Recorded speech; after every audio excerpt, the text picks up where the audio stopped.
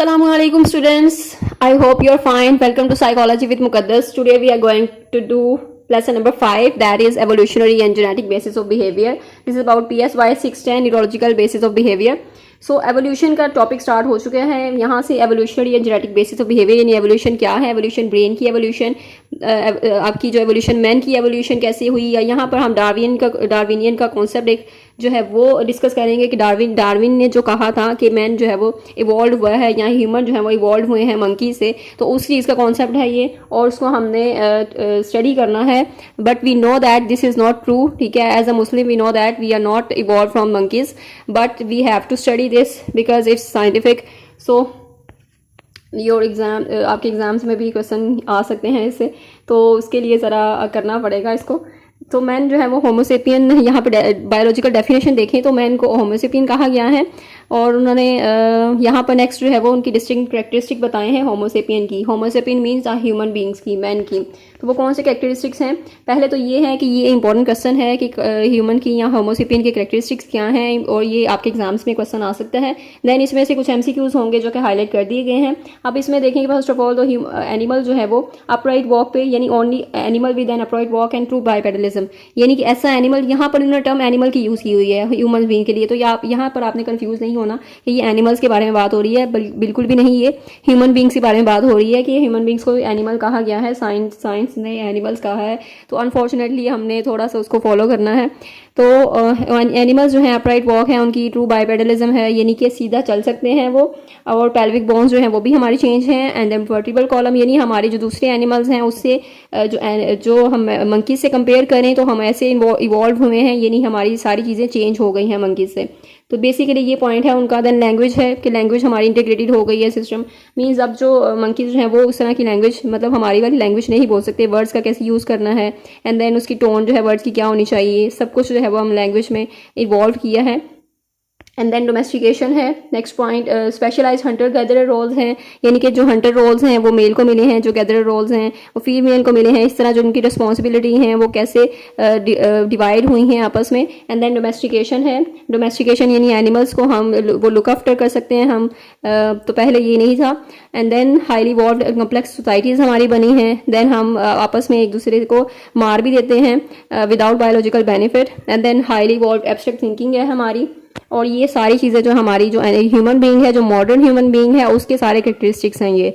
And then taxonomic classification is most important, और ये आपने बायोलॉजी में पढ़ी होगी, अगर नहीं पढ़ी तो आप अभी से इसका कॉन्सेप्ट क्लियर कर सकते हैं बिकॉज दिस इज़ इंपॉर्टेंट। और कुछ ये हाईलाइटेड जो है इसके MCQs भी आ सकते हैं।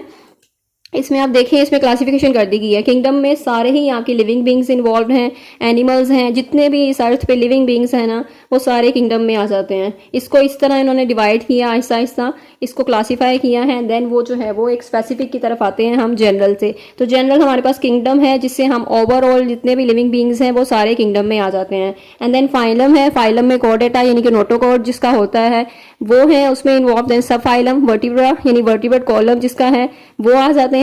एंड देन क्लास है ममेलिया की। अब ममेलिया में जितने भी हमारे जो एनिमल्स यानी लिविंग बींग्स हैं हमारे, जिसमें फर जिनका होता है, दे कैन प्रोड्यूस मिल्क, तो वो आ जाएंगे उसमें। कार्निवोर्स है, हार्बीवोर्स है, ओमनीवोर्स है, यानी कि वो प्लांट्स को कंज्यूम करते हैं या फिर मीट को कंज्यूम करते हैं या दोनों को कंज्यूम करते हैं। तो क्लास ममेलिया से ही हमारे ह्यूमंस का यहाँ से शुरू हो जाता है, general but not the specific. और ऑर्डर है हमारे पास प्राइमेट है।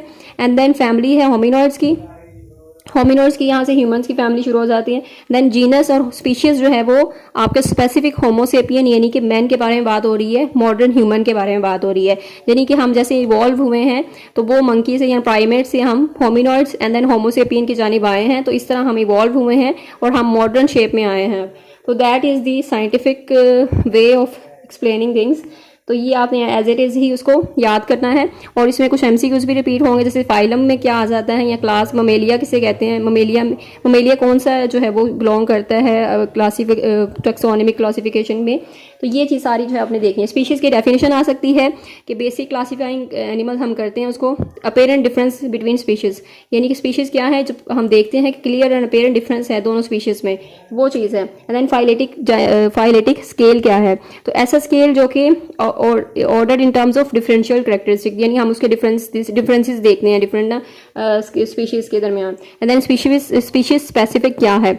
अब स्पीशीज़ स्पेसिफिक में डिफरेंसेस हैं अपीयरेंस में, शेप में, फॉर्म में, जैसे हॉर्स है, डंकी है, ज़ीब्रा है, but they come from same family. अब फैमिली इनकी एक ही है, जैसे मैंने अब आपको बताया था फैमिली मीन्स आपकी जो आपकी फैमिली मीन जनरल हम उसे कहते हैं, ठीक है, एक ही फैमिली से बिलोंग करते हैं सारे, but they are different species, ठीक है, इक्वस फैमिली है उनकी, लेकिन वो दोनों तीनों डिफरेंट स्पीशीज़ से हैं। और क्लास है देन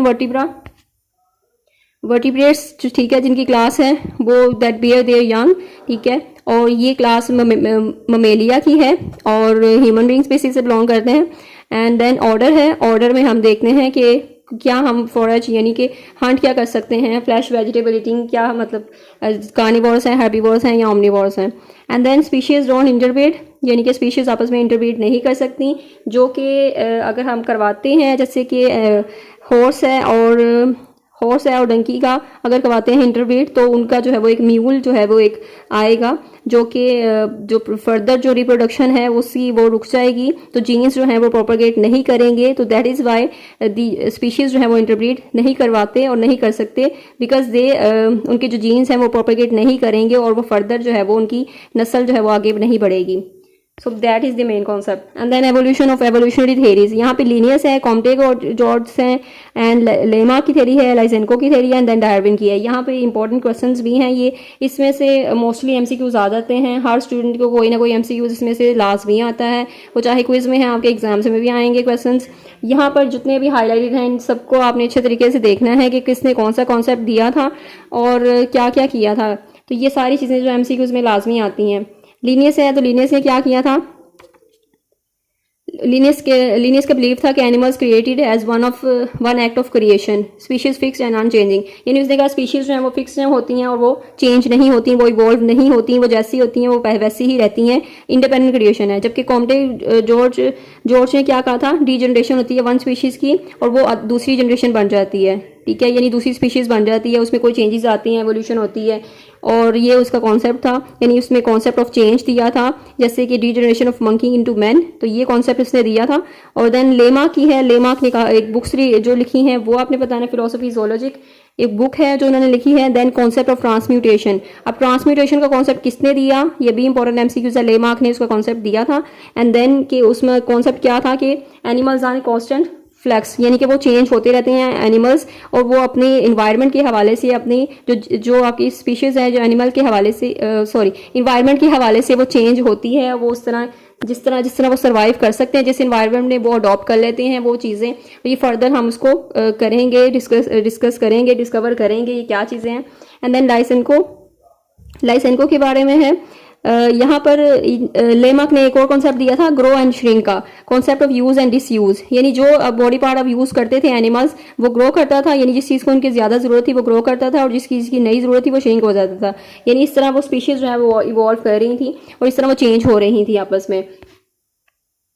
और ये कॉन्सेप्ट भी दिया था लेमार्क ने, और इसमें जैसे कि उन्होंने एग्जांपल दी थी जिराफ की जो नेक है वो शॉर्ट थी, जबकि जो ट्रीज थे अगर वो लार्ज ट्रीज हैं, लॉन्ग ट्रीज हैं, तो वो क्या हुआ, आहिस्ता आहिस्ता जो जिराफ है उसकी नेक जो है वो भी लॉन्ग होती गई, तो इस तरह इवॉल्व हुई उसकी नेक जो है, इस तरह एवोल्यूशन हुई और उन्होंने अपने जो है वो बॉडी पार्ट वो चेंज कर लिया।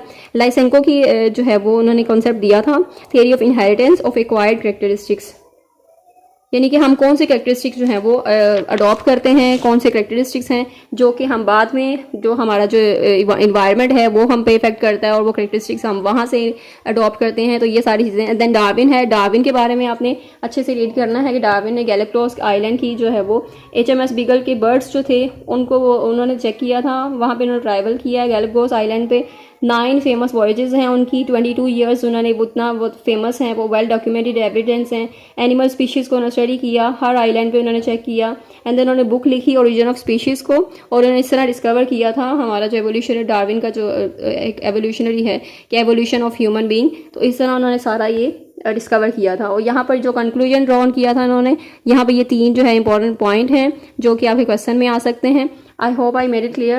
If you have any question, you can ask in comment section. Till then, मिलते हैं next lecture में. Till then, take care. Allah Hafiz.